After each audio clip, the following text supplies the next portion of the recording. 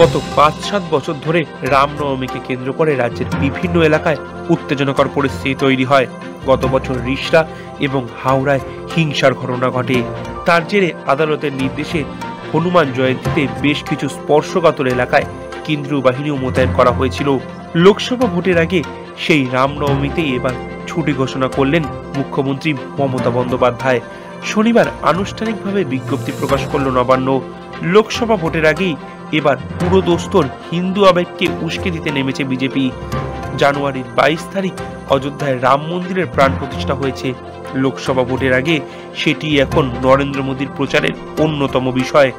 বাংলায় আবার বিজেপি দেখাতে চায় রাজ্যের শাসক দল রাম বিরোধী।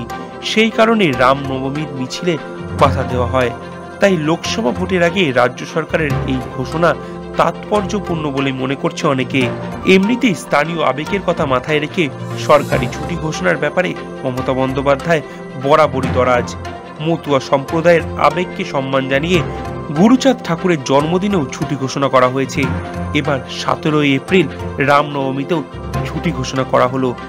পর্যবেক্ষকদের একাংশ মনে করছে সামনেই লোকসভা ভোট, রামনবমী ইস্যুতে তৃণমূলকে হিন্দু বিরোধী বলে তোপ দাগে বিজেপি। এবার পাল্টা সমুচিত জবাব দিতেই রামনবমীতে ছুটি ঘোষণা করল রাজ্য। এতে বিজেপিকে জবাব দেওয়া হলো, আবার হিন্দু সমাজের পাশে থাকার বার্তাও দিল তৃণমূল।